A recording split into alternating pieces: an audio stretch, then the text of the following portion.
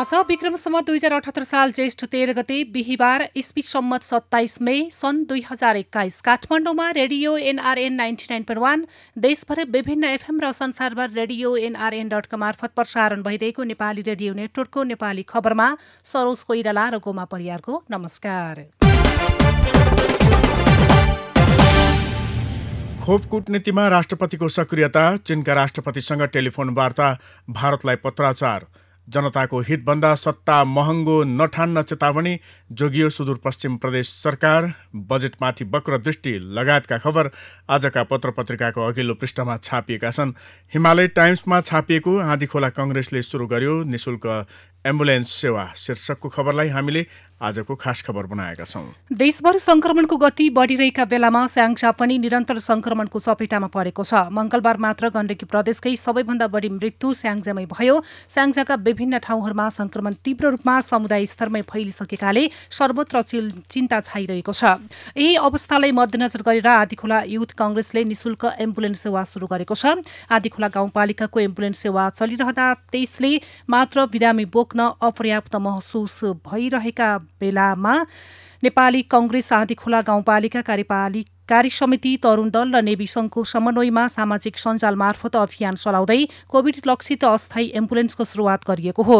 आँधीखोला 5 को जुगली बजारमा नेपाली कांग्रेसका कार्यवाहक सभापति कुमार राणाले एम्बुलेन्सको साँचो ड्राइभरलाई हस्तान्तरण गरेर एम्बुलेन्स सेवाको शुभारम्भ गर्नुभएको हो। शुभारम्भ कार्यक्रममा कार्यवाहक सभापति कुमार राणा, नेपाली कांग्रेस आँधीखोला गाउँपालिकाका सभापति नारायण प्रसाद पौडेल, नेपाली कांग्रेस महाधिवेशन प्रतिनिधि प्रेम पौडेल, नेता बद्री पौडेल, शिक्षक नेता युवराज ढकाल, स्कुल अफ डेमोक्रेसीका अध्यक्ष इन्जिनियर अनुप श्रेष्ठ, नेवी संघ पूर्व केन्द्रीय सदस्य दिपेन्द्र खड्का लगायतका नेता तथा कार्यकर्ताको सहभागिता रहेको थियो। यो आवाज हो नेपाली रेडियो नेटवर्कको र तपाईं सुन्दै हुनुहुन्छ नेपाली खबर। नेपाली खबरमा अब पहिलो पृष्ठका खबर। कान्तिपुर दैनिकले राष्ट्रपति भण्डारीको खोप कूटनीति शीर्षकमा खबर छापेको छ। राष्ट्रपति विद्यादेवी भण्डारीले कोभिड-19 रोकथाम र नियन्त्रणका अति आवश्यक खोप ल्याउनका लागि दुवै छिमेकी चीन र भारतसँग खोप कूटनीति अघि बढाएकी छन्।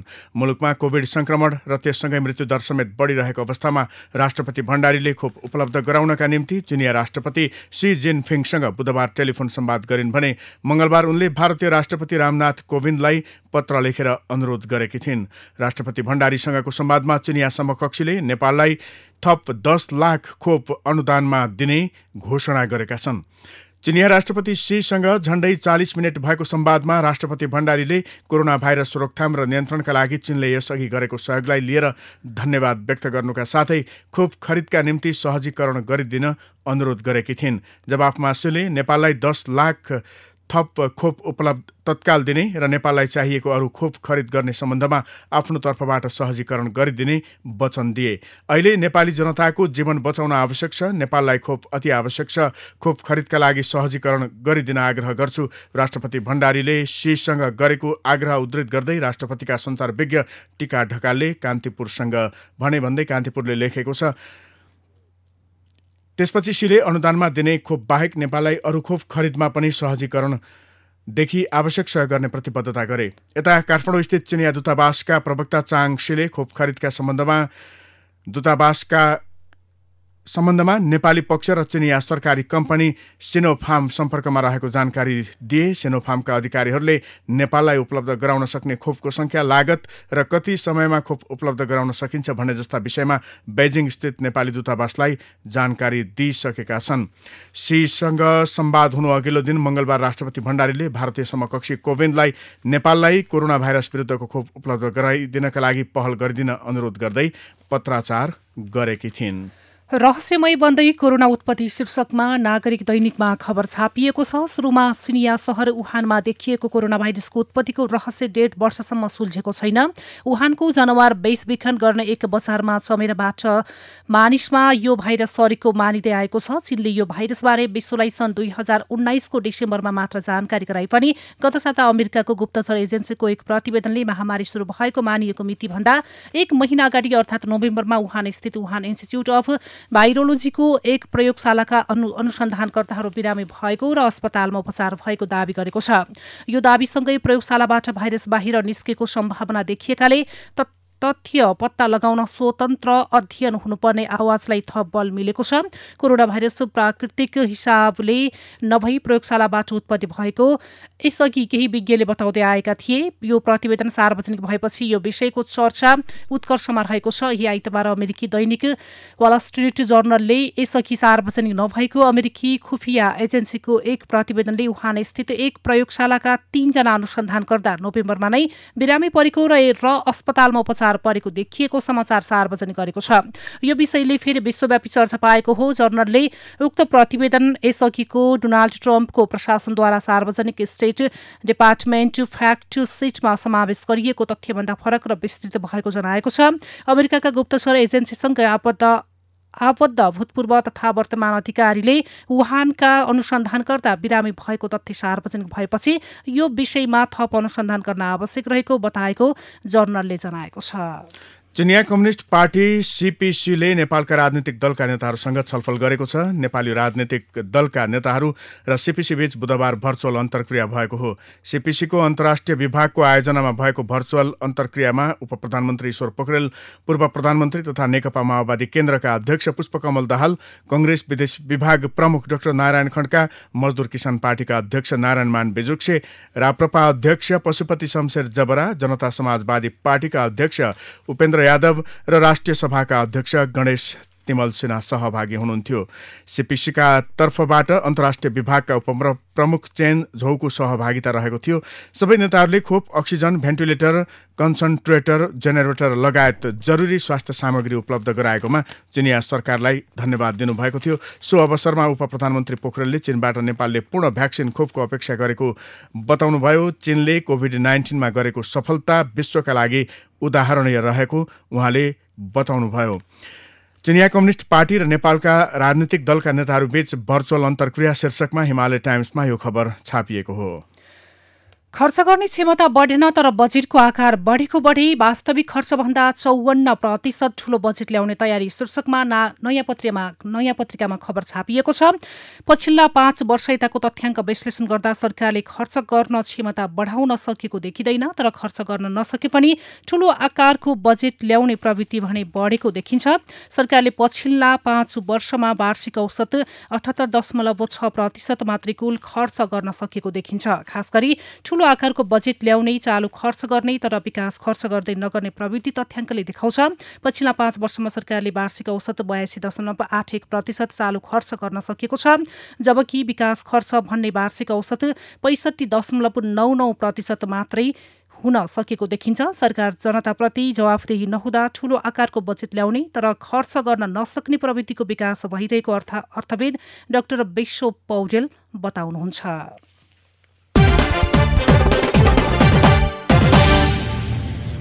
प्रतिनिधि सभा विघटन विरुद्धका रिटमा आजदेखि सुनवाई शीर्षकमा नयाँ पत्रिकाले खबर लेखेको छ। प्रतिनिधि सभा विघटन विरुद्ध सर्वोच्च अदालतमा परेका रिटहरूमध्ये 19वटामा बिहिबारदेखि सुनवाई हुँदैछ। रिटमा अन्तरिम आदेश जारी हुन्छ कि हुँदैन भन्ने धेरैको चासो छ। प्रधानमन्त्रीको सिफारिसमा राष्ट्रपतिले 8 जेठमा गरेको विघटन विरुद्ध मंगलबारसम्म सर्वोच्चमा 30वटा रिट परेका थिए। तीमध्ये बिहिबार 11 रिटमाथि सुनवाई हुनेछ।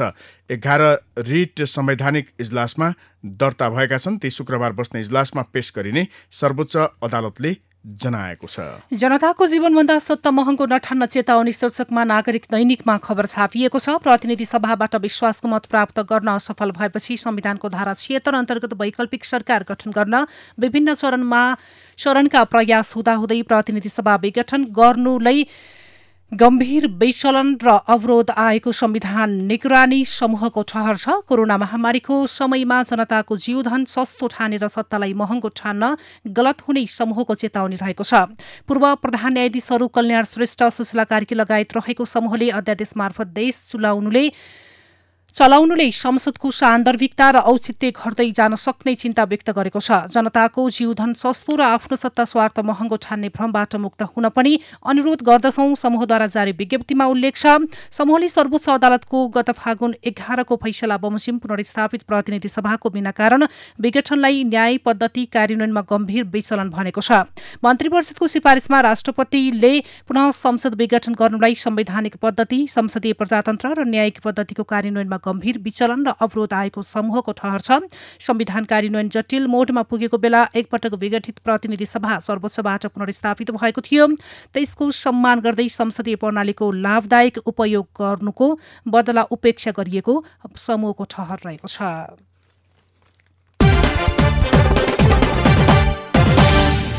आरोप प्रत्यारोपमा जसपा हिमालय टाइम्सले खबर लेखेको छ। सत्ता मोहले जनता समाजवादी पार्टी जसपाभित्र नेताहरूको दूरी बढ्दै गएको छ। पछिल्लो समय प्रष्ट 2 भागमा विभाजित जसपाभित्र अहिले एकले अर्कालाई निषेध गर्ने क्रम जारी रहेको छ। अध्यक्षद्वय एकअर्को पक्षलाई स्पष्टीकरण सोध्नुको कारण आफूलाई शक्तिशाली देखाउने प्रयास गरेको देखिन्छ। स्पष्टीकरण पत्रमा सोधिएका प्रश्नहरूले आफूलाई बलियो देखाउन सोधिएको जस्तो लाग्ने गरेको विश्लेषकहरू बताउँछन्। आरोप प्रत्यारोपमा जसपा हिमालय टाइम्समा खबर छ। यस्तै नेपाल समूहका 15 नेताको वक्तव्य, ओली विरुद्ध एकताबद्ध सङ्घर्ष गरौँ शीर्षकमा अर्को खबर छापिएको छ। नेकपा एमालेको माधव नेपाल समूहका 15 नेताले संयुक्त वक्तव्य जारी गर्दै पार्टी अध्यक्ष एवं प्रधानमन्त्री केपी ओली विरुद्ध एक हुन आह्वान गरेका छन्। बुधबार संयुक्त वक्तव्य जारी गर्दै उनीहरूले प्राप्त उपलब्धि गुम्ने खतरा बढेकाले यस्तो आवश्यकता भएको बताएका हुन्। जनताको लामो र कठोर सङ्घर्ष तथा कम्युनिस्ट पार्टी लगायतका राजनीतिक दलहरूको आन्दोलनबाट प्राप्त उपलब्धिहरू गुम्ने खतरा उत्पन्न भएको छ। उनीहरूले वक्तव्यमा भनेका छन्, अतः प्रधानमन्त्री केपी ओलीका पार्टीभित्र र देशमा गरिएका स्वेच्छाचारी, निरङ्कुश र प्रतिगमनकारी कार्यहरूको विरुद्ध सम्पूर्ण वामपन्थी लोकतन्त्रवादी शक्तिहरूको एकताबद्ध सङ्घर्ष र सहकार्य अपरिहार्य भएको छ। उनीहरूले राष्ट्रपतिसँगको मिलेमतोमा संसद भङ्ग गर्नु असंवैधानिक र अलोकतान्त्रिक भएको टिप्पणी गरेका छन्। यता जोगियो सुदूरपश्चिम प्रदेश सरकारबाट नबाहिरिने एमाले संसदीय दलको निर्णय शीर्षकमा हिमालय टाइम्समा खबर छापिएको छ। सुदूरपश्चिम प्रदेशको नेकपा संसदीय दलको बैठकले सरकारबाट बाहिर नफर्किने निर्णय गरेको छ। संसदीय दलका नेता समेत रहनुभएका प्रदेश सरकारका आन्तरिक मामिला तथा कानून मन्त्री प्रकाश शाहको अध्यक्षतामा बुधबार बसेको बैठकले सरकारबाट बाहिर नफर्किने निर्णय गरेको हो। बैठकको संक्षिप्त निर्णय सुनाउँदै नेकपा एमालेकी सांसद पूर्णा जोशीले वर्तमान अवस्थामा पार्टी केन्द्रीय स्थायी कमिटिको निर्णय परिपक्व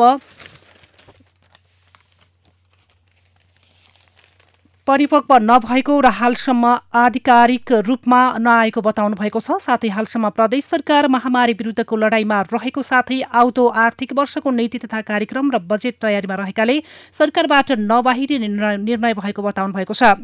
यो निर्णयसँगै मुख्यमन्त्री त्रिलोचन भट्ट नेतृत्वको प्रदेश सरकार जोखिएको छ। नेकपा एमालेको स्थायी कमिटिको बैठकले सुदूरपश्चिम प्रदेश सरकारलाई दिएको समर्थन फिर्ता लिने निर्णय गरेको थियो, तर सो निर्णय विपरीत संसदीय दलको बैठकले सो निर्णय गरेको हो। सभामुख अर्जुन थापा सहित प्रदेश सभामा एमालेका जम्मा 25 जना सांसद छन्, तर सभामुखको भूमिका तटस्थ रहने भएकाले बैठकमा 24 जना सांसद मध्ये 3 जना भने अनुपस्थित रहेका थिए। अनुपस्थित हुने सांसदहरू रतन थापा, लीलाधर भट्ट र गेलम्बु सिंह बोहरा हुनुहुन्छ। तीनैजना ओली समूहका सांसद हुन्। यहाँ माधव नेपाल समूहका सांसदको बहुमत रहेको छ।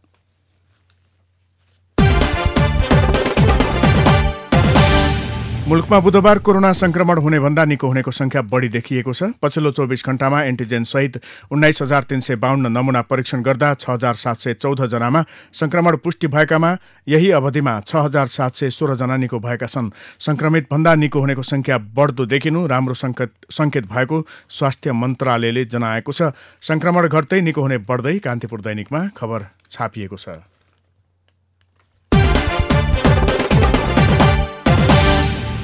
बजेटमाथि अझै वक्र दृष्टि शीर्षकमा नागरिकमा खबर छापिएको छ। पछिल्लो राजनीतिक घटनाक्रमले आगामी आर्थिक वर्षको बजेटबारे अन्यल उत्पन्न गरेका बेला प्रधानमन्त्री केपी शर्मा ओलीको अध्यादेश मार्फत बजेट ल्याउने घोषणा विवादमा तानिएको छ। संविधानले आगामी आर्थिक वर्षको बजेट ज्येष्ठ 15 गते संसद समक्ष प्रस्तुत गर्नुपर्ने किटानी व्यवस्था गरेको छ। प्रधानमन्त्री ओलीले केही दिन अघि संविधानको यही व्यवस्था अनुसार ज्येष्ठ 15 मा अध्यादेश मार्फत पूर्ण आकारको बजेट ल्याउने बताएका थिए, तर अहिले संसद विघटन भएको, चुनाव घोषणा गरिएको, अल्पमतको चुनावी सरकार भएको र विपक्षी गठबन्धन संसद पुनर्स्थापनाका लागि सर्वोच्च अदालत गएको बेला बजेट ल्याउने विषय विवादमा तानिएको हो। खबरमा अब भित्री पृष्ठका खबर। एमाले अध्यक्ष तथा प्रधानमन्त्री केपी शर्मा ओलीले तल्लो तहका कार्यकर्तालाई माधव कुमार नेपाल पक्षमा जानबाट रोक्न पार्टी एकताको आह्वान गर्ने तयारी गरेका छन्। वरिष्ठ नेता माधव नेपाल समूहका 11 जनालाई पार्टीबाट निष्कासन गरेको र अन्य 12 जनालाई स्पष्टीकरण सोधेको परिस्थितिमा ओलीले तल्लो तहका कार्यकर्तालाई लक्षित गरेर एकताको पक्षमा आह्वान गर्न लागेका हुन्। जनता समाजवादी पार्टी जसपा कार्यकारिणी समितिमा बहुमत पुर्याउन नसके राष्ट्रिय जनता पार्टी राजपा नेपाल ब्युताउने रणनीतिमा महन्त ठाकुर राजेन्द्र महतो पक्ष जुटेको छ। ठाकुर पक्षका नेताहरू सकेसम्म कार्यकारिणीमा बहुमत जुटाउन प्रयास गर्ने, नसके राजपा ब्युताउने आन्तरिक तयारीमा जुटेका हुन्। कोरोना महामारीको बहानामा केपी ओली नेतृत्व सरकारले राजनीति सहितका सबै गतिविधिमाथि बन्देज लगाउन खोजेको नेपाली कांग्रेसले आशंका व्यक्त गरेको छ।